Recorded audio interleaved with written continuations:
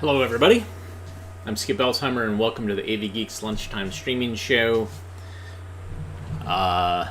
We just watched a accidentally silent transfer of citizenship at home. I think an intern did that, and visually, it's fascinating because it was Emily Benton Frith, I believe. Woman filmmaker who shot home movie footage using home movie equipment on 16, and then she would edit it and it would be narrated. She had a narrator, and then she would sell educational films in the back of things like Educational Screen and other trade periodicals for educational films, and have a little business. And so I noticed in the comments, people were like, well, this is kind of amateurish, not as professional. And that's kind of why I like it. The idea that somebody could say, like, you know what, I'm going to make educational films. I'm going to figure out how to do it. And what it does is it kind of captures a different view in a different way that educational films can be. And that's why I like collecting 16, is because you get these regional filmmakers, or these amateurish. I mean, you know, the fact that she sold them and they are distributed and multiple copies exist means that she did it. I mean, made money doing it. So I would say she's a professional, but really kind of fascinating. And it's a different view, like Coronet and Encyclopedia Britannica, and even Centron. All these companies just cranked them out. But, you know, she was maybe a little bit more thoughtful. But, yes, definitely a lot of... It's just a glorified home movie in many senses. So, there's that. Speaking of which, here's a Coronet film that was cranked out in their studios in the suburb of Chicago. This is about homework.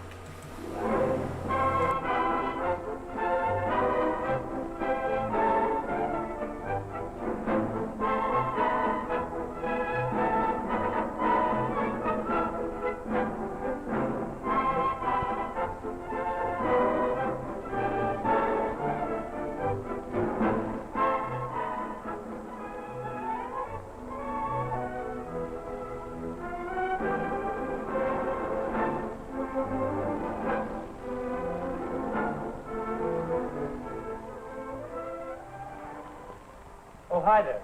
I'm Chuck Davis. These are my friends. This is Gene Nichol. Hello. Bob Endowski. Hi, how are you? And Stan Mediger here. Hi. The four of us are here to talk about homework. Now, we've got some movies we've made to show you some of our problems of homework and some of the ways we've found to handle them. Get the light, please, Stan.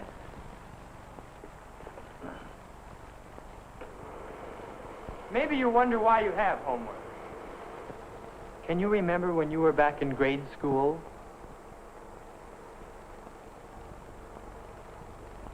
The teacher was there to help you with your work, and most of your studying was done in class. You probably didn't have much homework then. In high school, your teacher still helps you in class, but also gives you a lot more outside assignments. In college, most of your studying will be on your own. And if you do any studying after you're out of school, you'll find that you're almost completely on your own.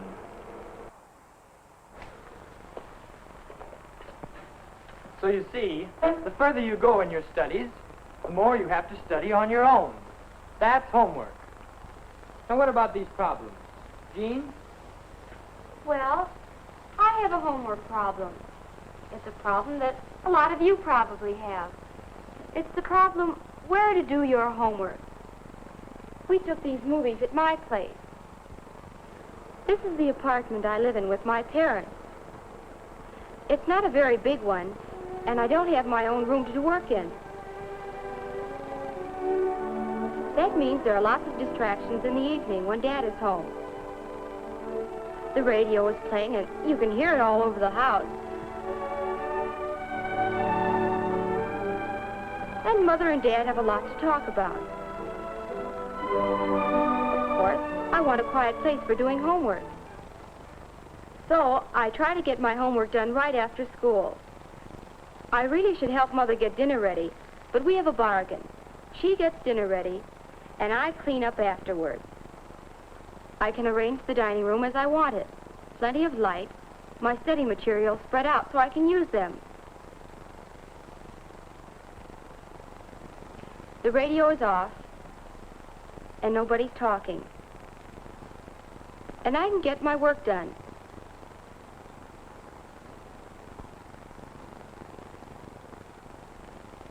In the evening, if I still have work to do, I could ask Dad and Mother to be quiet and turn off the radio, but I really don't want to do that, so I usually go to the library.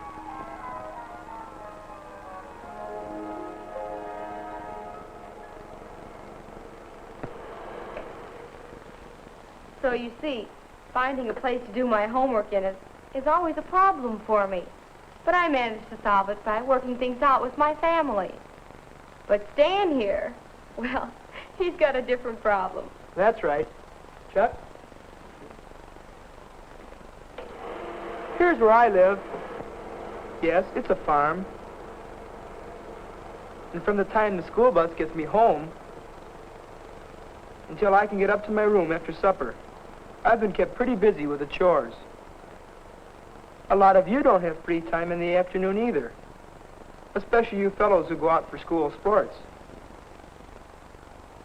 And those of you who work after school. We just don't have as much time for our homework as others do. So I do it this way. I don't wait till I get home to start my homework. I start in school, during study periods. I plan my homework ahead. For some assignments, I need books or special references. These, of course, I plan to do in the library at school. For other assignments, I need only textbooks and my notebook. These I plan to do at home.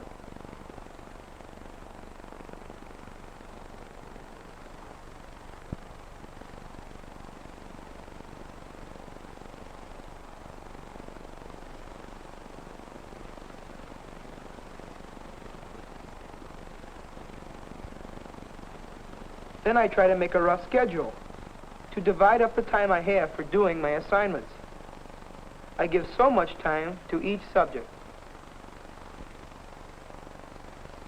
I found out that schedules help me make the most of the time I have. So, when I get to work at home, I know exactly what I have to do. And I have my materials already, because I planned it that way. Another thing, I know how much time I have.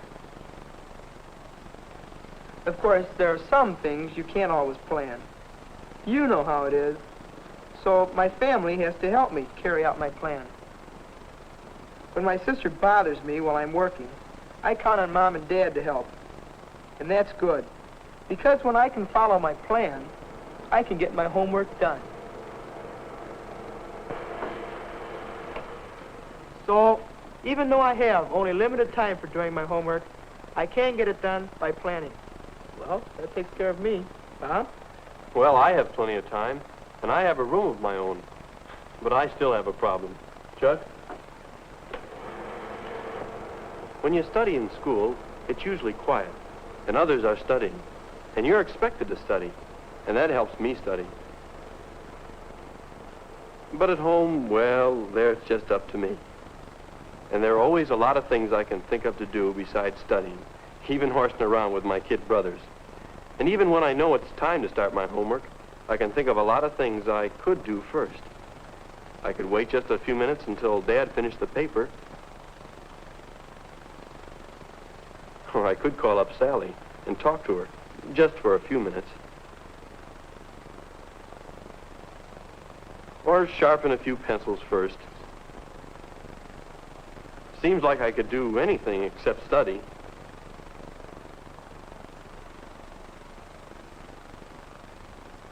It takes such a big effort for me to get started. But I just grit my teeth and start right in. That's the only way for me to solve my problem.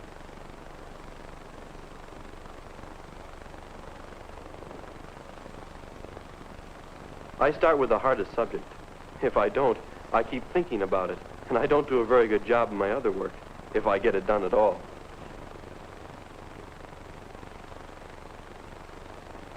Another thing I found, when I come to a hard problem and I start thinking about it, sometimes I let my mind wander, and I just sort of daydream, and off I go into the wild blue yonder.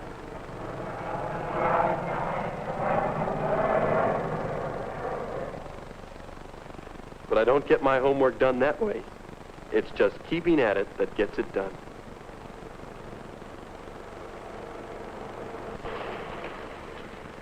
Well, I found that homework is really just studying on your own.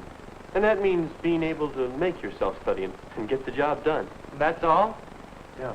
Well then, I guess you've heard our story. Homework is important, and we've shown you some of the problems you can run up against. But it isn't too hard to solve them.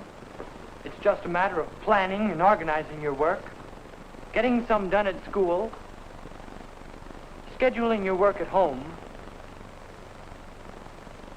having a good place to study, working problems out with your parents, and getting used to studying on your own. That's all. If you really want to get something out of homework, and I think you do, well, we've shown you what we've found.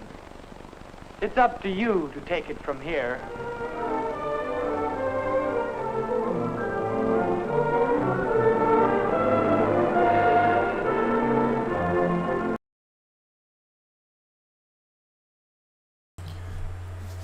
I've shown you what I've found, so it's up to you to take it from here.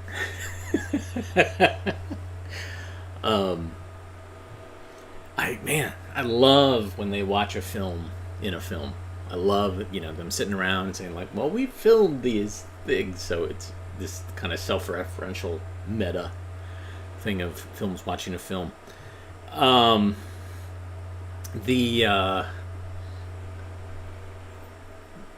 just read somebody said that the film was made in '53 and it has sync sound, which was rare. That's not true with Coronet. Coronet was doing sync sound almost from the beginning, and that was something that was kind of separated it, put it apart from other companies, because Encyclopedia Britannica, which was the big educational film company before Coronet, Coronet really got going in the late 40s, like 48, 49.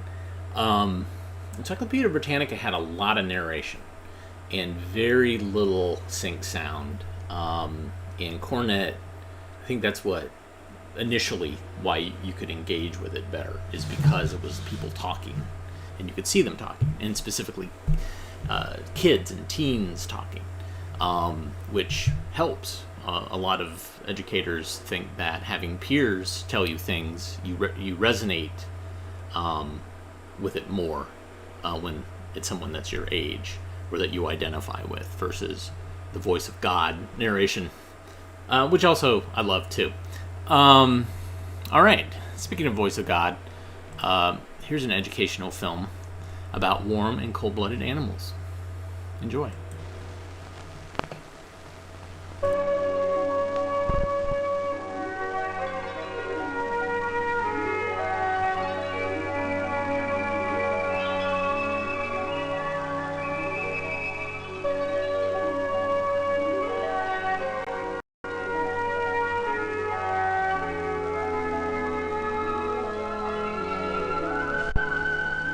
Fish are cold-blooded and live in water. Porpoises are warm-blooded and live in water too. What do these words warm-blooded and cold-blooded mean? Well, we can go to a laboratory and find out. Let's set up an experiment. We're going to deal with the temperature of water in a flask. The water in this flask has a temperature. It's about 74 degrees Fahrenheit, which is about 23 degrees centigrade, or Celsius. We can measure the temperature of the air around the flask with this thermometer. It's also about 23 degrees centigrade. Now let's see what happens when we measure both air and water temperature in a refrigerator. The air temperature in the refrigerator is about 2 degrees centigrade. As you'd expect, the water temperature will drop. After a few hours, the temperature is 3 degrees centigrade in the water, almost the same as the air temperature. We heat the flask of water, and its temperature changes again.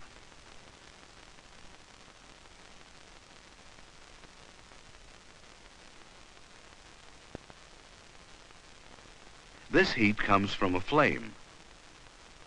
Heat might also come in the form of radiant energy from the sun. It might come from air that's been indirectly warmed by the sun. It might come from water that's been warmed by the sun. But always the source of heat is outside the flask. Eventually, the water in the flask takes on the temperature of its environment. Now, living things are different. Many produce heat of their own. But in one way, cold-blooded animals, like this fish, are a little like the flask of water. We've attached a special thermometer device to this fish that tells us its body temperature without hurting it. Right now, its temperature is 25 degrees centigrade. That's about the same as the temperature of the water that surrounds the fish. You know what will happen when we add ice to the water.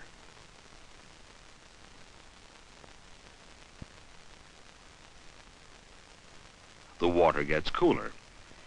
But not only does the water temperature change, the fish's temperature changes almost as much. And that's probably as good a description of cold-bloodedness as we can get. A body temperature that changes with temperature outside the body. At this lower body temperature, the fish has trouble moving. In this aquarium, there's nothing this fish can do to change its temperature. In a larger body of water, where temperatures vary, the fish can move to a region of the water where the temperature is best suited to it. The temperature of water doesn't usually vary much in nature. However, air temperature is much more changeable. Think, for example, about cold-blooded animals that live in the desert. The temperature of the desert air can change very much, and the surface of the sand can get very hot.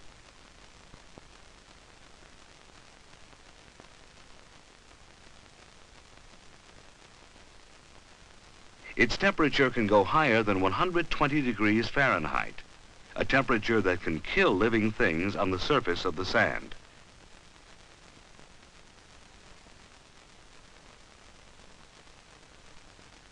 A cold-blooded animal on the surface of the sand must move away from such heat. Here, a snake burrows deep into the cooler sand below the hot surface.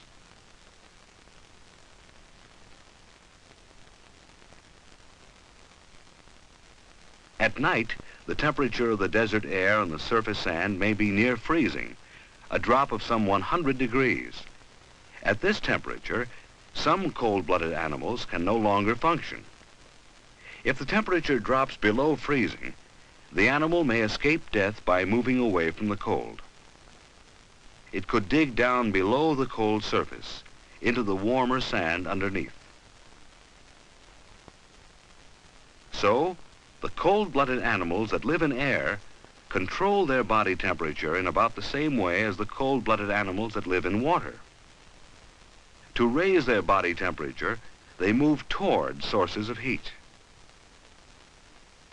To lower it, they move away from the heat, perhaps into the shade. But for long periods of time in some places, there may not be enough heat above the ground to keep a particular cold-blooded animal active. In this case, it waits for the return of warmer weather in a condition something like hibernation. But there are some animals whose muscles work as well in cold weather as in warm. Their body temperature doesn't change each time the outside temperature changes.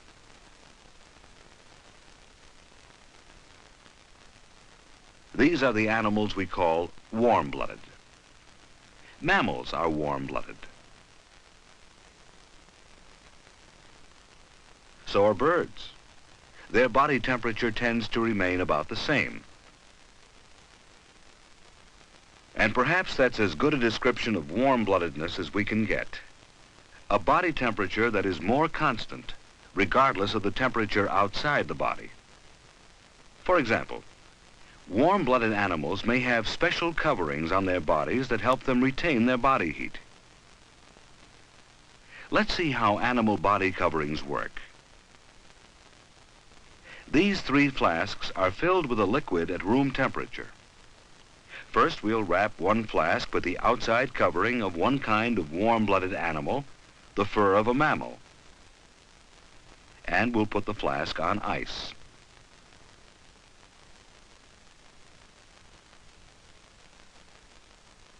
The second flask is wrapped with the outside covering of the other kind of warm-blooded animal, the feathers of a bird. That will go on ice too. We'll leave the third flask uncovered and place it on ice. Now all 3 flasks are on ice. The temperature in the uncovered flask is dropping rapidly. What's happening to the temperature of the liquid in the other flasks? The temperature is holding fairly steady. The liquid is losing heat very slowly. Both feathers and fur help slow down the escape of heat to the surrounding ice. They insulate the flasks. Why? What is there about them that makes them such good insulators? The closer we look at the hairs that make up the fur and the barbs that form the feathers, the more alike the 2 animal coverings seem. Their many tiny parts trap air spaces between them, and these air spaces slow down the escape of heat. Feathers or fur are common coverings for warm-blooded animals. Are coverings all that affect heat loss in an animal? Does the size of the animal make a difference? Let's insulate 2 flasks of liquid of different size with the same type of fur and put them on ice. We'll see if the rate of heat loss of the liquid in them is different.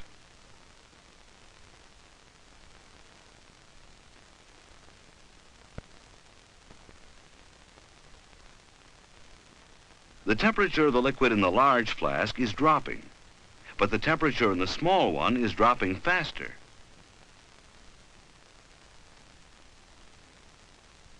The same is true of animals.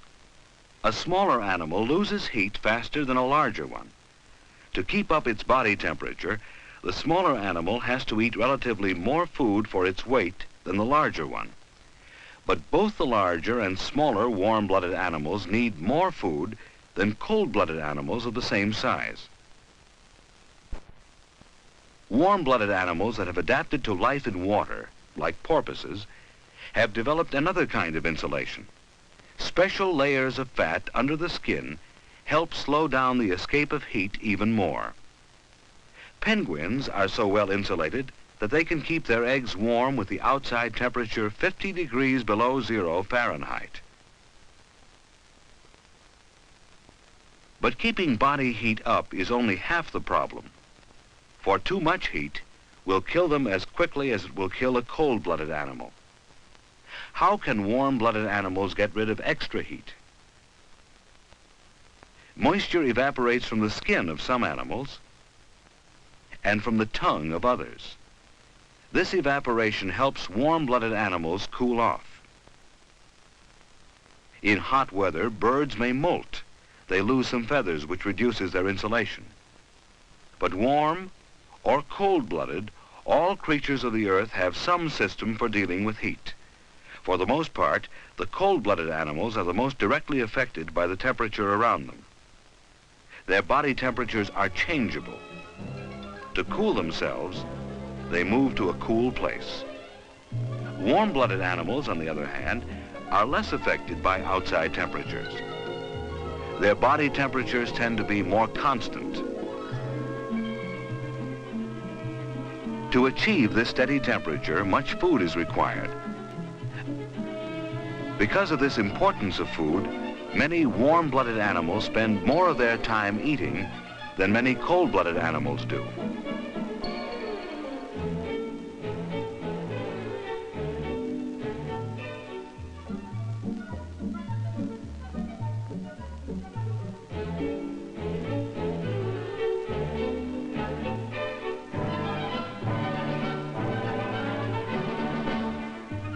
Some of both kinds of animals, cold-blooded and warm-blooded, manage to live in almost every part of our Earth, in water and in air.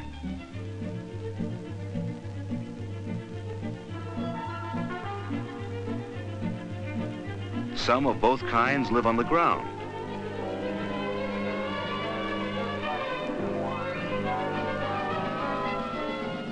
Both kinds live in warm climates. Both kinds live in cold climates. The living creatures of our Earth have evolved different solutions to a common need: the need to keep their bodies at temperatures at which life is possible.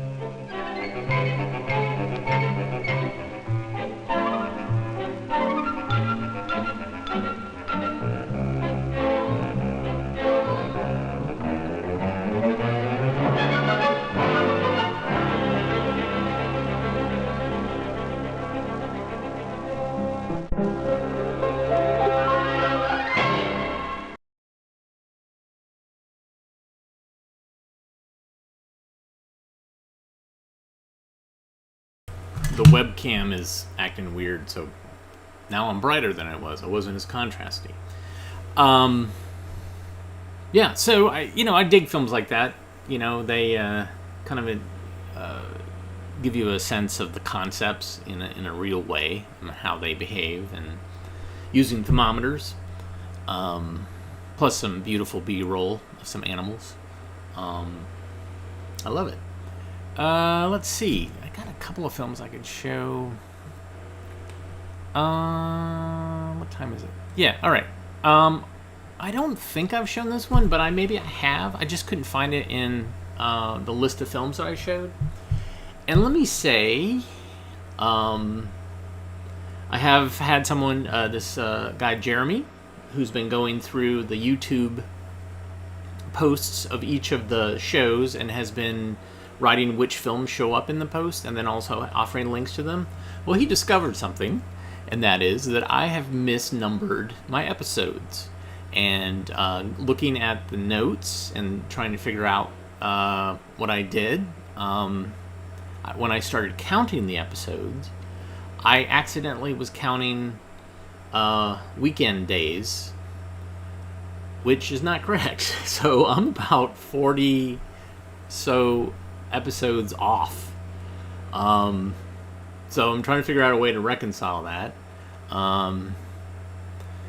And I apologize for that, misleading you about how many shows that we've done. The film count is very accurate still.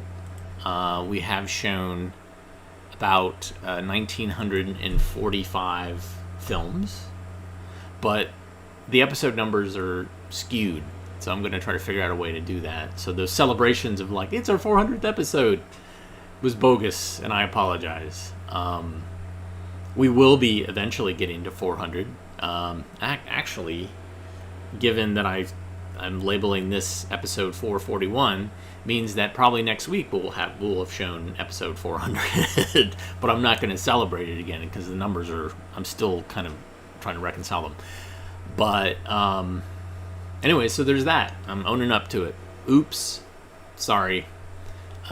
Clerical error. But hopefully that will not detract from you watching this wonderful film, a promotional film for Lionel Model Railroads, Iron Ponies.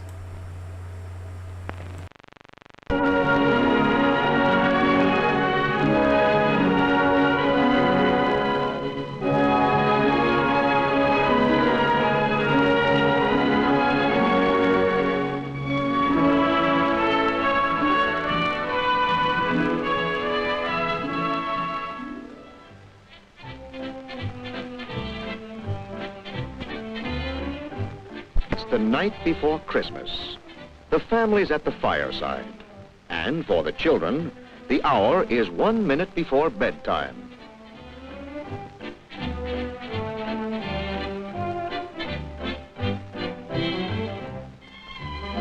Of all nights, of all bedtimes, this is the most difficult, for tomorrow is Christmas, and sleep is not for youngsters who wait for surprises, who conjure up fantasies of a giant tree glittering with lights and tinsel planted in an acre of bright new toys.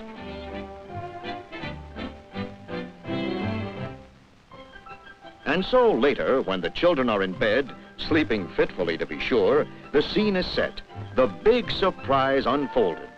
This year, Johnny will get his electric train, his iron pony, and Mom and Dad can't help but think of other Christmases, other surprises, other childhoods. It seems only yesterday to Dad that he was bounding downstairs on a cold Christmas morning to find a toy train of his own. Nothing as slick as this, of course, but indelible in boyhood memory.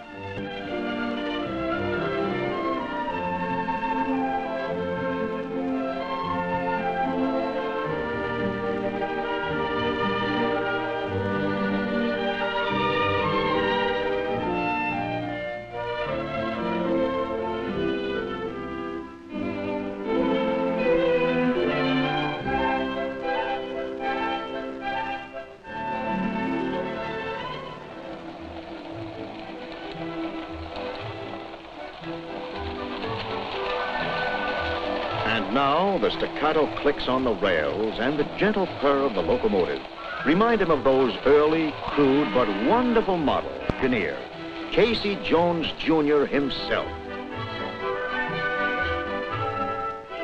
The old trains Dad remembers have come a long way.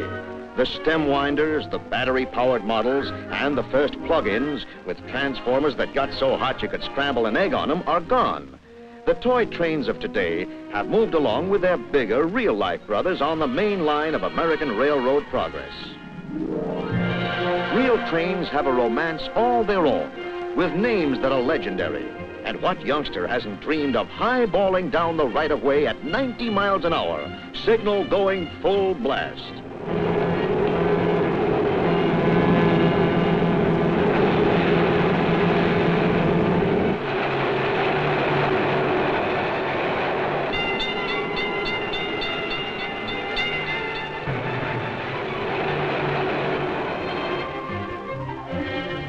Most folks never get to run a locomotive, but with models, they can run a whole railroad.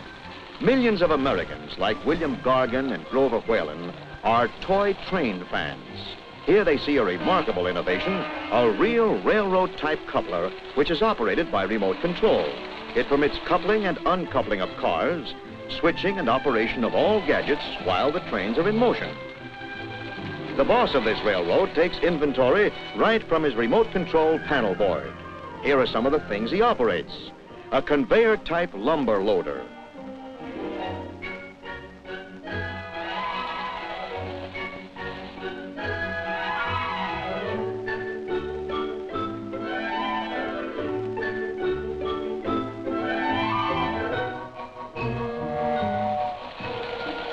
A milk car with delivery right to the platform.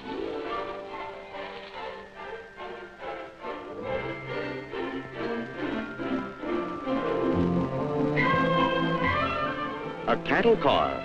Livestock has to be exercised en route, and this takes them out of the car, into the corral, and back into the car again.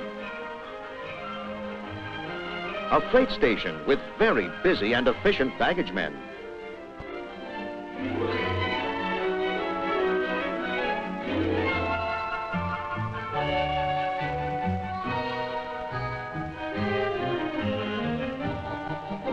A crack steamliner, complete with Vista Dome observation car.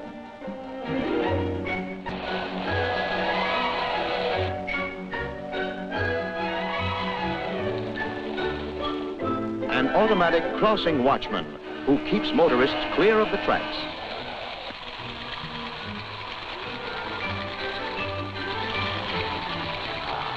Then, too, there's a coal loader, another operation with complete remote control.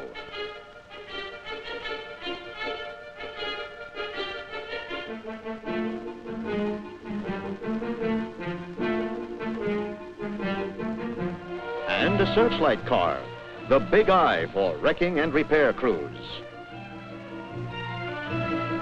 If you should strike oil on your right-of-way, you're covered by this derrick and pump.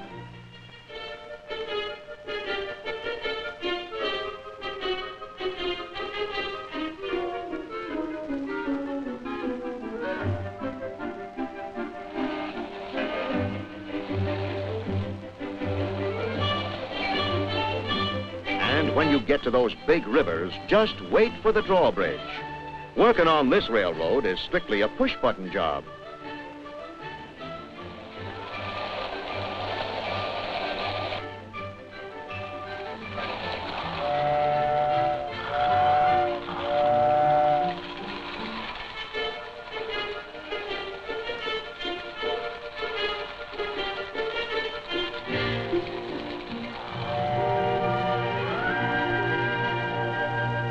Designing this equipment requires considerable ingenuity and planning by model train executives and engineers.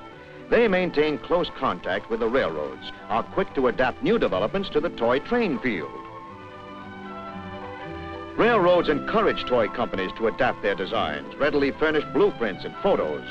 Designers carefully study pictures of real trains and adapt them with fidelity to half-pint specifications.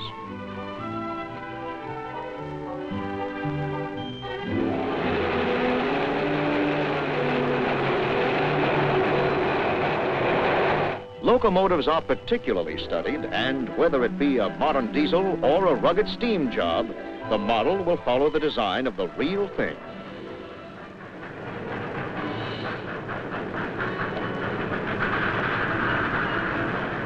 Building locomotives and cars for full-size trains is a mighty productive enterprise involving a highly skilled workforce, massive machinery, huge parts, and great plants.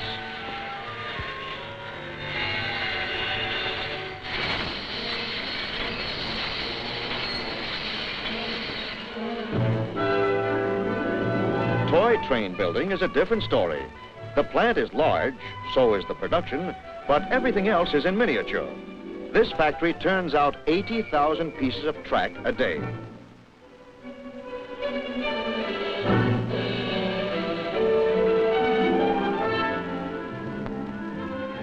Here are some more production figures. 25,000 cars roll off its assembly lines every 24 hours, and every hour, 250 diesel locomotives come off the line under their own power. Every conceivable gadget and accessory is produced in great quantity and in small size.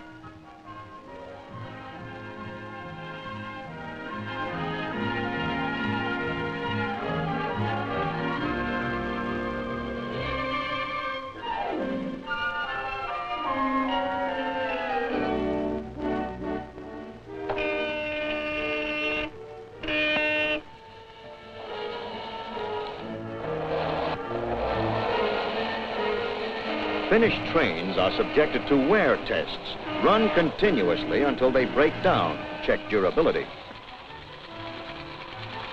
This railroad carries no passengers or freight, but keeps a lot of grown men busy. They're another brand of hobbyists, perhaps the most rabid of all, the train builders of the Model Club. Most of them were bitten by the railroad bug at an early age and never got over it. The men who in daily life may be doctors, lawyers, businessmen, or teachers, play in a kid's idea of fairyland. Everything, trains, track, bridges, tunnels, landscapes, scenery, and buildings, is handmade. There are engineers, roundhouse men, painters, dispatchers, and conductors.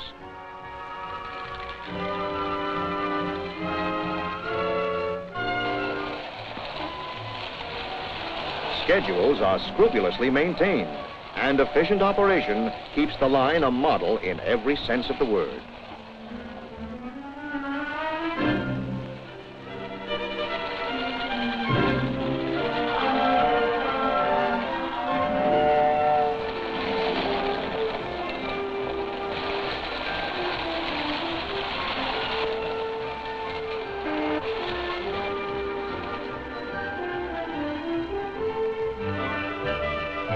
So, on Christmas morning, when Johnny and his sister come bouncing into the living room to behold the eighth wonder of the world, it'd be nice if they knew the story behind electric trains, but Of course, it's Christmas, and Johnny's too excited to be bothered with stories today.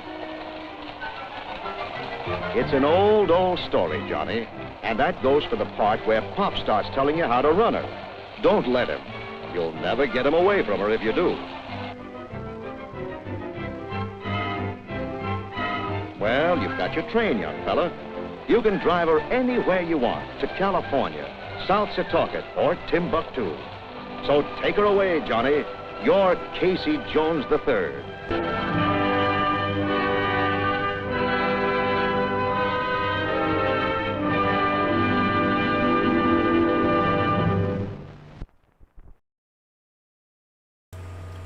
I'm just going to say I'm not going to tolerate any Grateful Dead references in the comments.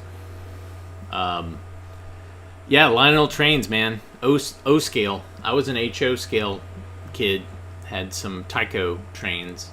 And recently, when I went on the long road trip to the Midwest, we stayed at an Airbnb where the host had a little N scale train set that he was working on. So it was fascinating. And suddenly the hairs on the back of my head stood up, and it was something that was like in me from a kid. Got very excited by it. And I'm always joking with my wife that, you know, we'll convert the basement, which I was broadcasting from earlier in the pandemic. I'll convert that into a giant model railroad set. We actually went to a model railroad museum in San Diego, in Balboa Park, on our honeymoon. That's how I know my wife loves me. She indulges me on those ludicrous, absolutely ludicrous things that, like, let's go to a model train museum. Hooray! All right. Got a film on the telecine back here we're going to show because we like showing films live. Here we go. This is Story of a Book.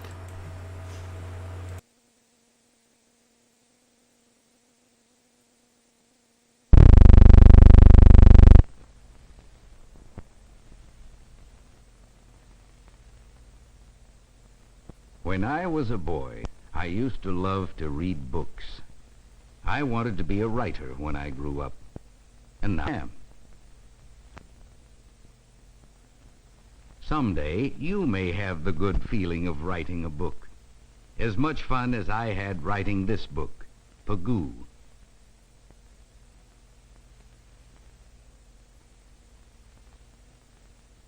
People often ask me what it's like to be a writer. Well, let's find out. The story behind Pagoo began one summer while we were on vacation. My wife, Lucille, and I saw something that looked like a snail, but it moved too fast for a snail. It was a hermit crab. A hermit crab lives in some other animal. He has a pair of armored claws, but his tail is soft and delicate, so he protects his tail with a shell which he drags along wherever he goes. Right then we took the first step in writing a book. We got an idea, the idea of writing about a hermit crab. The next step was research. We needed to learn about a whole new world, and one way was to find out what others had learned. The hermit crab's scientific name is Pagurus, which we shorten to Pagoo. When first hatched, he has big eyes, a small body, a long tail, places on his body that become legs, and points that become antennae. Research from books could take us only so far. There's nothing like seeing for yourself, and that sent us back to the tide pools along the rocky seashore where we first found Pagoo. A tide pool is a world of its own. We had to learn about the various creatures in this world because there would have to be other characters in the story besides Pagoo. We watched the shore crabs.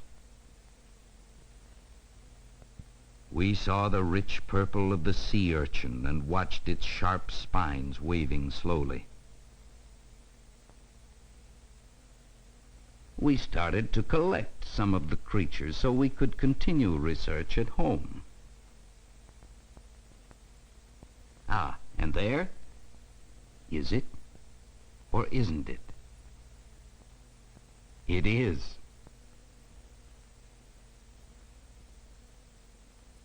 He uses a claw as well as his legs when he scurries. It was moving day for Pagoo and a number of his neighbors. Back at home, we made a tide pool of our own where we could study how Pagoo behaved, how he lived and ate and fought. We soon found out that life wasn't going to be completely peaceful. Research may take hours or weeks or months, depending on what you want to write. It actually took us months. But finally, I knew enough to begin the third stage, the writing. By now, I had a good idea about some of the adventures that Pagoo could have. For instance, because he keeps outgrowing his old shells, he constantly looks for new ones. There's a fact. Now for some imagination to make that fact exciting. Suppose he looks for a shell in a cave where an octopus lives. Good. Exciting ideas make stories interesting. I always try to use exciting words, too. Then something swam through the water. Suppose we made that streaked through the water. That's more descriptive than swam. And instead of saying, the sharp jaws bit, let's say, the sharp jaws clipped the tentacle. Exciting words and exciting ideas make exciting stories. Writing and rewriting, working and reworking. Gradually the story took shape. And then one day it was finished at last. The manuscript was ready to send to the publishers. We hoped they would like it. Then came anxious weeks of waiting while the manuscript was in the East being considered by the publishers. Would they like it? They did. And soon the story of Pagoo came back to us, printed on these long pages called galley sheets. The publisher sends galley sheets so we can make sure that the words are all printed correctly. The galley sheets also help us to plan how the finished book will look. We began to work on the next step in the making of our book, the illustrating. Not all writers do their own illustrations, of course, but we do. And not every illustrator has to use a microscope to see what he's trying to draw, but Lucille did for some of the smallest creatures. Lucille's job was to make hundreds of drawings that would be used around the margins of the pages. While Lucille did that, I worked on the watercolors. We were going to have 20 full-page paintings to illustrate the most exciting parts of the story. Here is the one showing the adventure with the octopus when Pagoo nearly became a tasty meal.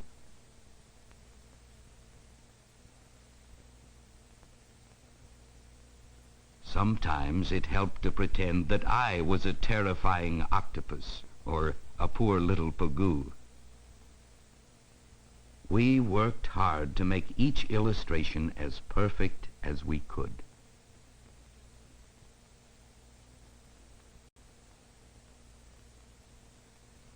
And And now, instead of words alone, Pagoo's world had form and shape and color.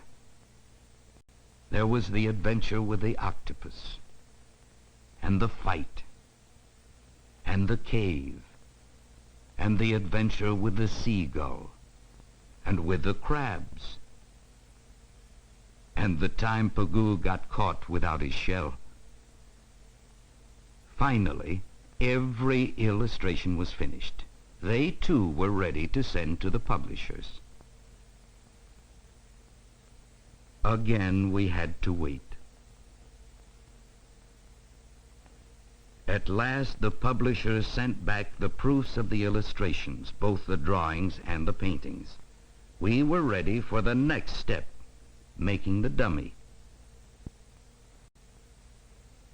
Making the dummy was like solving a complicated jigsaw puzzle. We matched each proof to the sketch that we had already planned, and piece by piece the puzzle fitted together.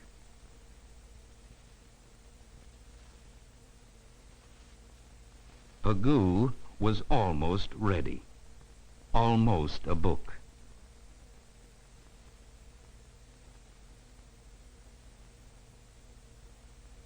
The last step was printing, but that was the publisher's job.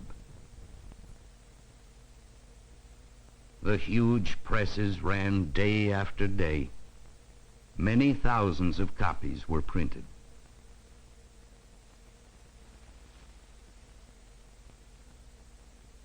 After the books were bound and wrapped, they were sent to bookstores and libraries all over the world, sent where they could be read by boys and girls.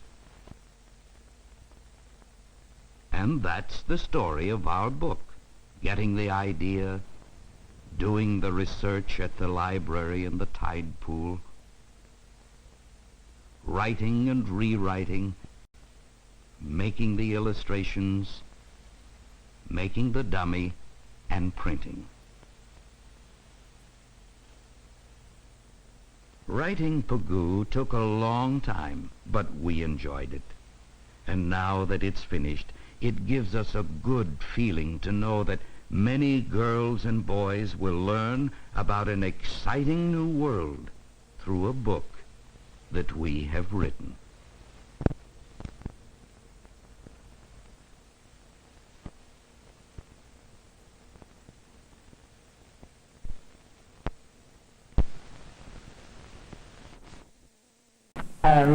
What, may I ask, is a dear little cupcake like you doing with nasty old school books? My dear child, we haven't had school or books in ages. No school? Really? Why don't you get rid of that school book? You can drop them in here. It'll get all bound up in there. Well, of course it will, dear child. And so it should. Books tamper with man's basic, natural ignorance. Now, what could be worse than that? But I can't burn this book. It's school property. Nonsense! Apple sugar. You just need to get into the mood. Books are not where it's at, teaching you how to spell cat. I know you'd rather play, so why don't you throw all your books away? Books are made for burning, the fire is already yearning to put an end to any learning. 1, 3, 5, 9, throw 'em in the fire's fine. Put the books in the fire, see the flames growing higher. Burning books is our heart's desire. 2, 4, 6, 8, time to incinerate.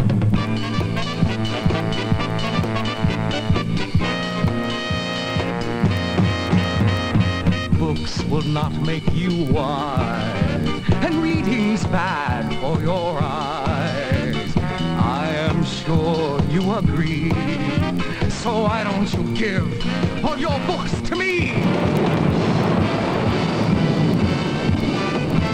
Books are made for burning, fire is already yearning to put an end to any learning.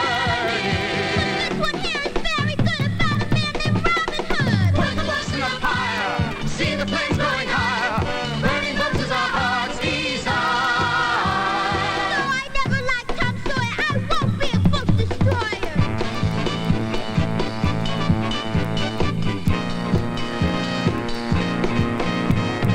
Books can only confuse, teaching you things you can't use. You should listen to me. Burning your books will set your mind free. Books to make the burning fire in the burning. Put it into any name. Put the books in the fire. See the flames growing higher. Burning books is our heart's desire. Books to make the burning fire in the burning. Put it into any name. No, stop! So take something that's mildly amusing and just run it into the ground. That's what we do here at AV Geeks. That song just resonates with me for so many reasons. And anytime I show a film about books, I gotta show that. It's a point, counterpoint. Thank you for indulging me. I mean, this is all about indulging Skip at AV Geeks, and I appreciate you guys get to at least appreciate a little bit about what I show and why I show it. And you know, a lot of things I show are grown worthy, but hopefully not to the point where you're like, all right, I'm done. I can't do this anymore. But thank you so much for lending me your eyeballs and typing comments and enjoying and watching and going down these weird comment paths. It's really hilarious to read your comments sometimes, and so thank you for doing that. Don't forget to hit like. You know, I'm pointing at this thing that says hit like. Tell the world that you enjoy AV Geeks.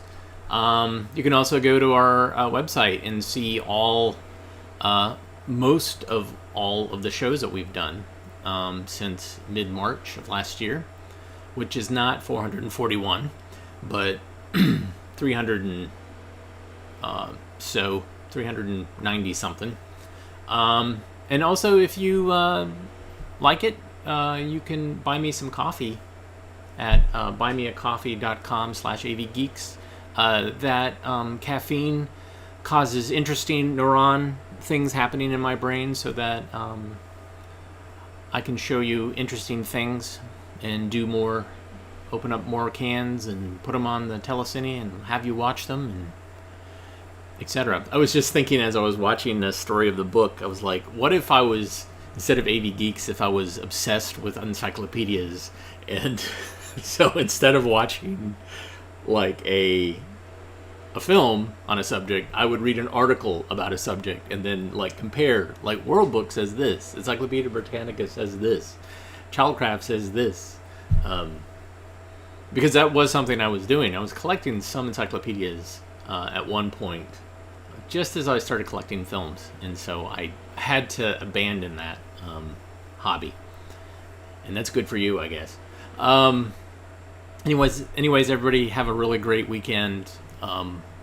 It's always wonderful to show stuff to you, and I'll be back on Monday. We look inside the film can, and it tells us to please rewind and love each other. And so thank you, and we will see you again next week. And maybe I'll know exactly what show number we're on. All right, take care.